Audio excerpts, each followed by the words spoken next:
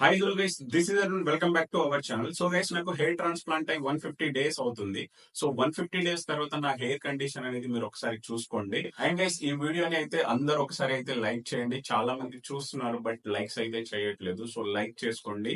అలాగే ఈ వీడియోలో వచ్చేసి మీరు చాలా డేస్ నుంచి అడుగుతున్న ఫినాస్ట్రైడ్ సైడ్ ఎఫెక్ట్స్ గురించి కూడా మనం టోటల్ గా అయితే మాట్లాడుకుందాం. సో ఇప్పుడు నా 150 డేస్ రిజల్ట్ అయితే ఫస్ట్ చూసేయండి. సో నాకు హెయిర్ ట్రాన్స్ప్లాంట్ అయి 150 డేస్ అవుతుంది. సో 150 డేస్ తర్వాత నా హెయిర్ కండిషన్ అయితే ఒకసారి చూడండి గైస్. సో కండిషన్ అనేది ఇలా ఉంది. అండ్ నేను హెయిర్ కటింగ్ కూడా చేయించాను నిన్ననే. సో ఇది సెకండ్ టైం హెయిర్ కటింగ్ అన్నమాట నాది. సో ఇక్కడ మీకు లైక్ హెయిర్ లైన్ అయితే చూడండి ఇక్కడ.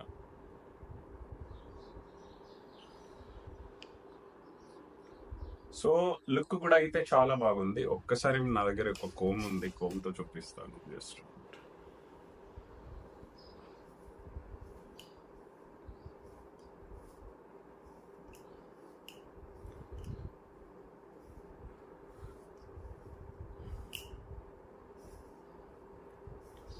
ఓకే,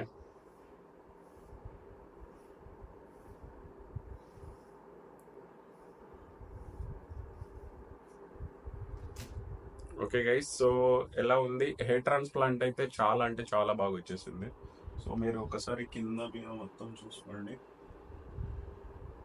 సో నా 150 డేస్ హెయిర్ ట్రాన్స్ప్లాంట్ మీకు ఎలా అనిపించింది అనేది కింద కమెంట్ చేయండి. ఓకే గైస్, అందరూ చాలా మంది ఫినాస్ట్రైడ్ సైడ్ ఎఫెక్ట్స్ గురించి చెప్పు బ్రో అని చాలా మంది అయితే కమెంట్లు చేస్తున్నారు. సో నేను దానికంటే ముందు మీకు ఒక క్లారిటీ ఇస్తాను నా గురించి. సో నేను ఒక ఫార్మసీ స్టూడెంట్ ని. నేను బి ఫార్మసీ చేశాను. సో నాకు లైక్ ఈ ఫార్మకాల గురించి, మెడికేషన్ గురించి ఆల్మోస్ట్ టోటల్ తెలుసు. ఈవెన్ నేను ఫార్మసీలో జాబ్ కూడా చేశాను. సో ఈ వీడియోలో ఇవన్నీ చెప్పడానికి రీజన్ ఏంటని మీకు డౌట్ రావచ్చు. సో ఈ వీడియోలో వచ్చేసి లైక్ ఫినాస్ట్రైడ్ గురించి చాలా మంది ఎవరైనా డాక్టర్ చెప్తేనే వింటారు కదా. సో అలా కాకుండా నేను ఒక సైన్స్ స్టూడెంట్ ని, ఫార్మసిస్ట్ ని. సో నాకు ఆల్మోస్ట్ టోటల్ గా తెలుసు కాబట్టి మీకు మాక్సిమం మీకు అర్థమయ్యేలా అయితే చెప్తాను. సో ఫినాస్ట్రైడ్ వల్ల సైడ్ ఎఫెక్ట్స్ ఏమైనా ఉంటాయా అంటే చాలా తక్కువ కండిషన్ లో అయితే ఉంటాయి, టు బి ఫ్రాంక్ చెప్పాలంటే. సో ఫినాస్ట్రైడ్ గురించి తెలుసుకునే ముందు ఫస్ట్ ఆఫ్ ఆల్ అసలు మనకు హెయిర్ ఫాల్ ఎందుకు అవుతుందో దాని గురించి అయితే తెలుసుకోవాలి. ఓకేనా?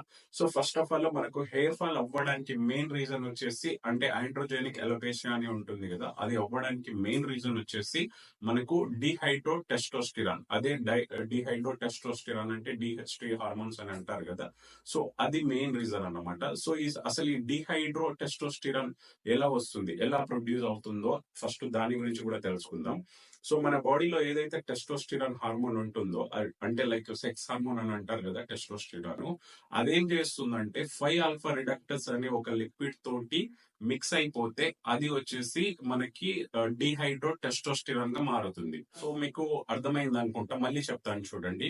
మన బాడీలో ఏదైతే సెక్స్ హార్మోన్ ఉంటుందో టెస్టోస్టిరాన్, అదేం చేస్తుందంటే 5 ఆల్ఫా రిడక్టర్స్ అని మన లిక్విడ్ ఉంటుంది, మన బాడీలోనే ఉంటుంది.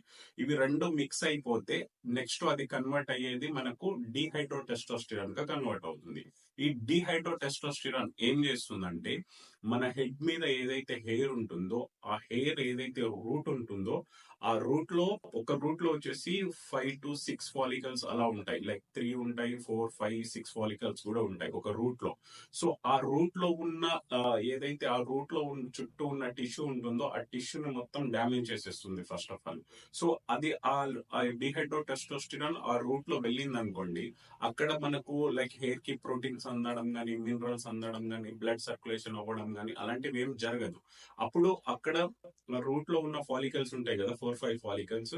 ఆ ఫాలికల్స్ అన్ని ఒకటి ఒకటి తగ్గుకుంటూ అంటే ఐ మీన్ ఒకటి థిన్నింగ్ అయి తర్వాత టోటల్ గా పల్చబడి హెయిర్ ఫాల్ అనేది అవుతుంది అనమాట. సో ఈ విధంగా డిహైడ్రో టెస్టోస్టిరాన్ మన బాడీలో అంటే మన హెడ్ మీద ఉన్న హెయిర్ కి ఎఫెక్ట్ చూపిస్తుంది. సో మన రూట్ లో వచ్చేసి 4, 5 ఫాలికల్స్ ఉంటాయి. ఆ 4, 5 ఫాలికల్స్ టోటల్ అంటే లైక్ లాంగ్ పీరియడ్ లో, అంటే ఇది వెంటనే జరగదు అన్నమాట.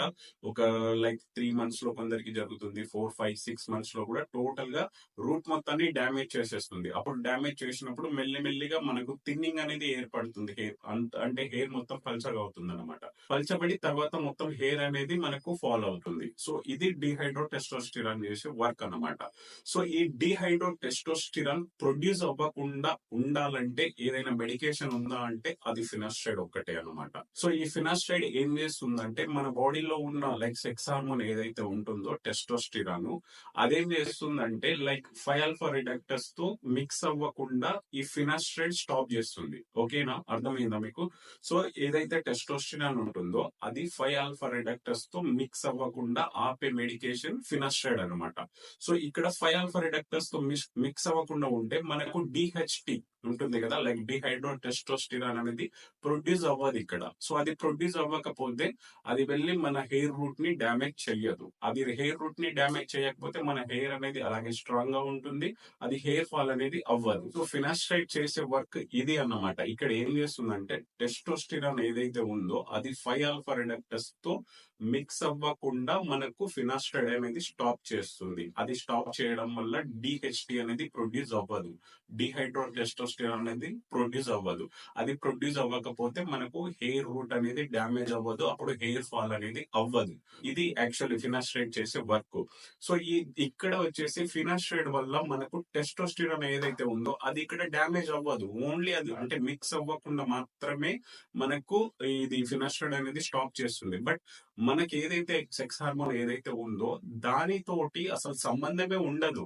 ఓకేనా, అంటే లైక్ ఫినాస్ట్రైడ్ తోటి టెస్టోస్టిరాన్ కి ఏం సంబంధం ఉండదు, అది మిక్స్ అవ్వకుండా స్టాప్ చేస్తుంది అంతే ఇక్కడ. సో ఇది చాలా మంది ఏమనుకుంటారంటే ఫినాస్ట్రైడ్ వేసుకోవడం వల్ల లైక్ టెస్టోస్టిరాన్ లెవెల్ ని టోటల్ గా తగ్గించి తర్వాత ఎరెక్టల్ డిస్ఫంక్షన్ వచ్చే ఛాన్స్ ఉంటది. సో అలాగా చాలా మంది థింక్ చేస్తుంటారు.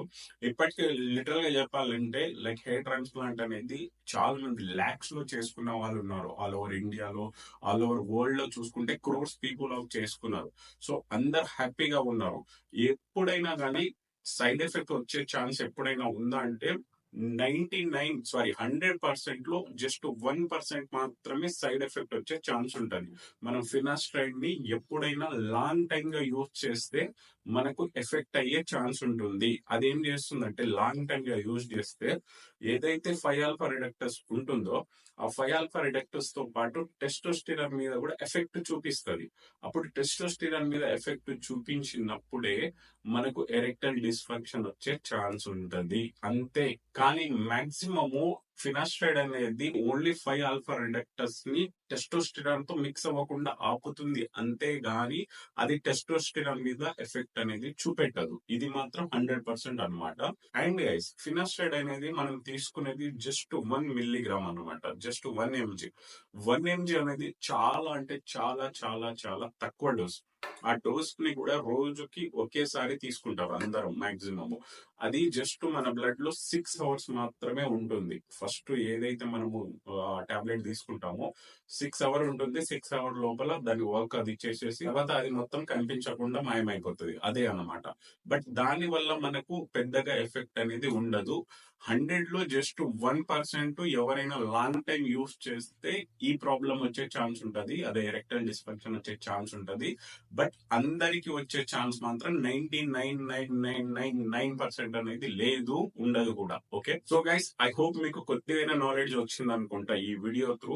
సో ఎవరైనా కానీ లైక్ చాలా మందికి హెయిర్ థిన్నింగ్ అవుతున్నా, హెయిర్ ఫాల్ అవుతున్నా కానీ ఎప్పుడైనా డాక్టర్ ని కన్సల్ట్ అయినప్పుడు వాళ్ళ ఫినాస్ట్రైడ్ అనేది మీకు సజెస్ట్ చేస్తారు. అది కామన్ అన్నమాట. అది కంపల్సరీగా డిహైడ్రో టెస్టోస్టిరాన్ ని ప్రొడ్యూస్ అవ్వకుండా ఆపుతుంది కాబట్టి సో దాన్ని సజెస్ట్ చేస్తారు. మీరు లిమిట్ లో యూజ్ చేయండి, ప్రాబ్లం అనేది ఉండదు. అది ఏమో జరుగుతుంది, అదేమో జరుగుతుంది అని అలాంటి టెన్షన్లు కూడా పెట్టుకోకండి. ఓకేనా, సో పెద్దగా ఎఫెక్ట్ అనేది ఉండదు. మీకు ఇంత చెప్పిన తర్వాత మీకు క్లారిటీ రాకపోతే I can't do. Okay, so I hope మీకు ఈ వీడియో నచ్చింది అనుకుంటా. వీడియో నచ్చితే లైక్ చేసి ఛానల్ ని సబ్స్క్రైబ్ చేసుకోండి. నెక్స్ట్ వీడియోలో కలుద్దాం. Until then bye.